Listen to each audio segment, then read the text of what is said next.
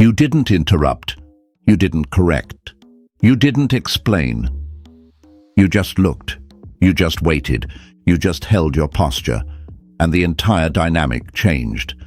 They slowed their speech. They shifted tone. They second-guessed what they just said. Why? Because behavior speaks before words ever can. And the most powerful signal is the one that doesn't need translation, just reaction. This is covert signaling, subtle, quiet movements that speak directly to the nervous system. No commands, no confrontation, no negotiation, just pure silent influence. In this video, you'll learn how to control the room, redirect behavior, and shift power without ever raising your voice. Part 1. What is covert signaling? Covert signaling is not body language. It's not good posture or confident eye contact. It's nonverbal control. You don't communicate for connection. You transmit direction. It's not about being understood. It's about being obeyed. Most people use body language to appear trustworthy, open, expressive. You don't. You use it to create pressure without confrontation, a glance, a pause, a shift in breath, and someone adjusts. Not because you asked, but because your presence shifted the behavioral field. Covert signals bypass language. Words go through the brain. Signals go through the body. They're felt, not processed. You take a step closer, they lower their tone. You delay eye contact, they question themselves. You withhold reaction, they try harder to gain it. These are not reactions, they're unconscious calibrations, and that's power. Without declaration.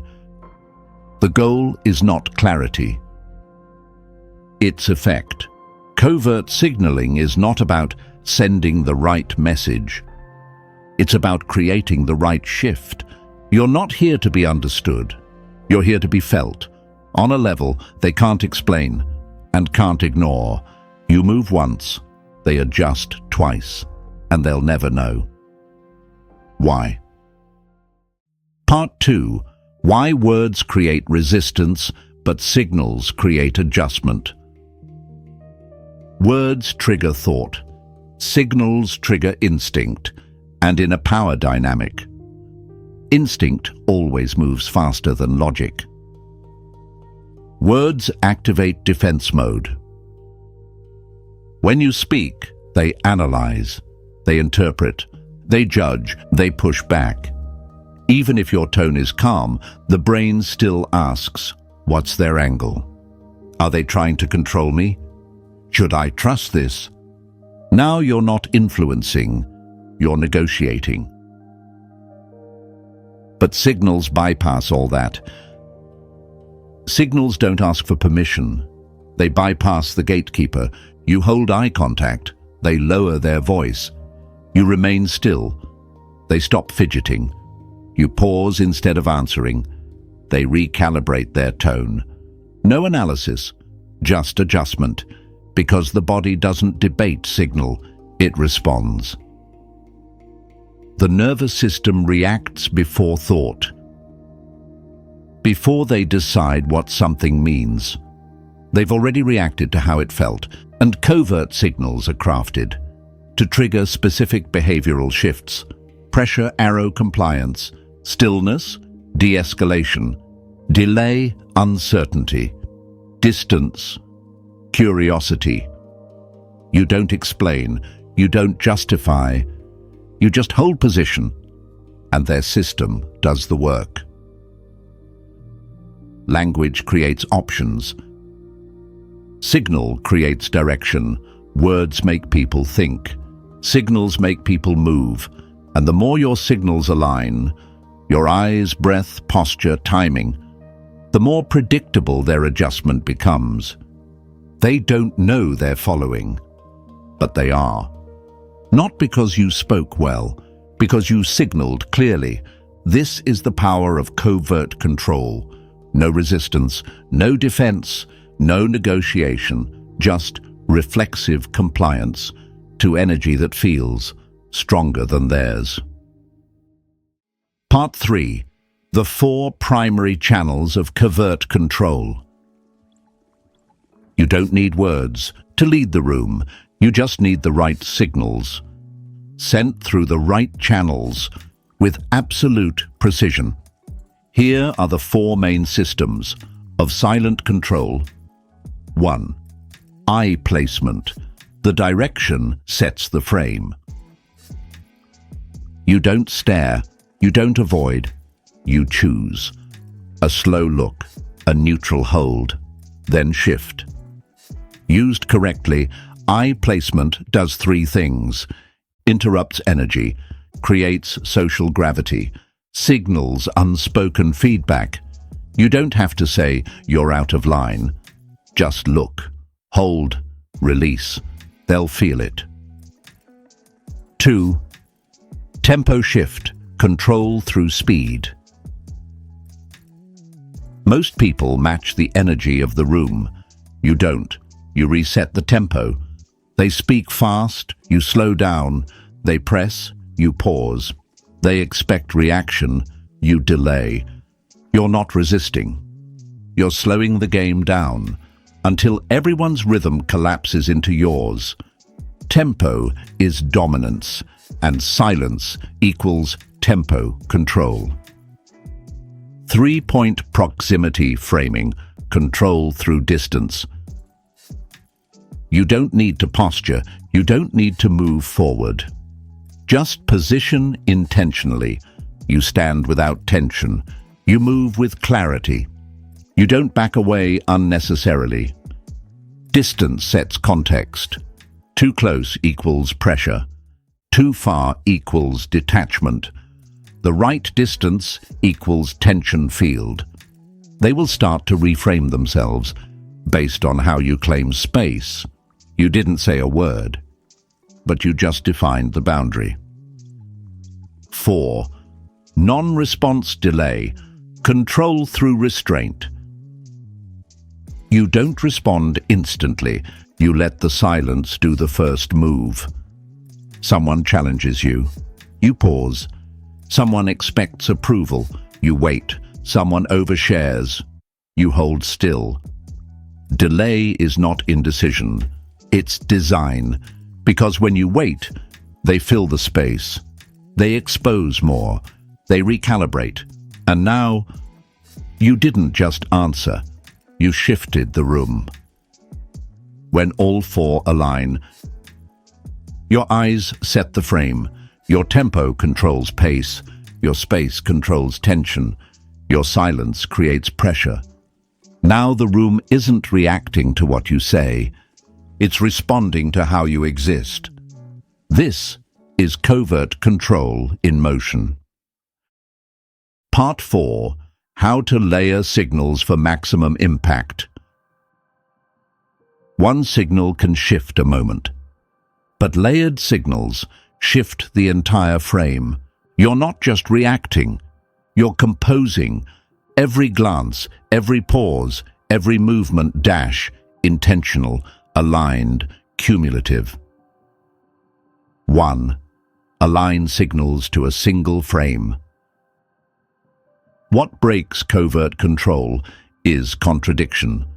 Confident posture plus darting eyes leaks insecurity. Still body plus rushed reply breaks tension. Calm voice plus reactive breath exposes anxiety. But when everything signals the same energy, eyes hold, breath slows, posture locks, voice delays, the impact multiplies. Now it's not just one message, it's an unspoken command, backed by your entire presence. 2. Stack signals in sequence, not all at once. Subtlety is power. Don't dump all signals at once. Layer them deliberately. Example. Step 1. Go still. Step 2. Hold eye contact. Step 3. Delay response. Step 4. Adjust proximity slightly forward. Each move increases pressure. Each pause amplifies weight. Each layer builds momentum. Without a single word, they won't know why they feel it. They'll just start adjusting. 3. Reduce movement to increase density. Every unnecessary gesture dilutes the signal. Covert power isn't about more, it's about less, with more weight. Fewer words, fewer shifts, fewer reactions. But each one is loaded. Every glance becomes heavier. Every silence cuts deeper. Every movement pulls attention. This is compression, and compression creates gravity. 4. Let them react. You stay in position. You don't need confirmation. You don't need to see the effect immediately. The room will shift, sometimes fast, sometimes slow. But if your signals stay consistent, behavior starts bending, voices soften, eyes shift, postures align, dynamics recenter around you, and no one can explain why. Because the change didn't come from what you said, it came from how you held the field. Final rule. Don't escalate to reclaim control. Compress to increase weight. Stack less. Move slower. Let them do the rest. Part 5. Deploying signals in high-stakes interactions. When stakes are high, words are dangerous. They can be misread, challenged, twisted, rejected. But signals land without defense. Here's how to use them when it matters most. 1. In negotiation, control pace and breath. They talk fast. You breathe slower. They present options. You pause longer. Every delay you create shifts urgency back to them. You don't interrupt. You don't react. You compress space. Now they feel the pressure of your restraint. 2. In confrontation, reduce reaction to 0. When someone escalates, they're trying to pull you into their rhythm. Don't step in. Anchor deeper. Hold gaze neutrally. Don't raise voice. Keep your body still. Let their aggression bounce off your silence. This makes them burn their own energy. They lose balance, while you remain untouchable. 3. In groups, own the frame without owning the room. You don't have to dominate the group, you just control the gravitational point. Do this by choosing where you sit, center of sight line, but not spotlight. Not reacting to every joke or shift. Speaking last, and only when the silence peaks. Holding eye contact 1 second longer than expected. Returning to stillness after every statement. This positions you as the one who doesn't seek space, but still shapes it. 4.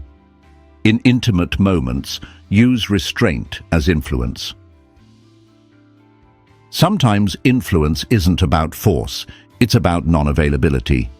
In close interaction, delay touch, delay reply. Let silence linger longer than comfort allows. This creates emotional contrast that draws the other person in without a single persuasive word. In every context, the rule is the same.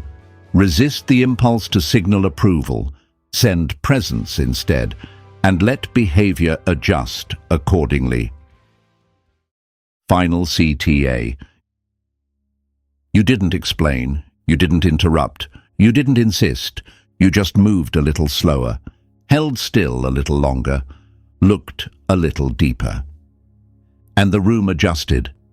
Their voice softened, Their posture shifted, their behavior aligned, not because you asked, but because you signaled, and they followed.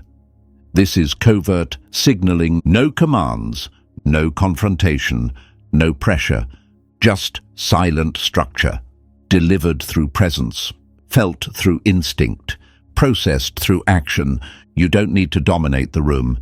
You just need to be the only person in the room, not asking to be seen, because when you move with intent, everyone else moves with you.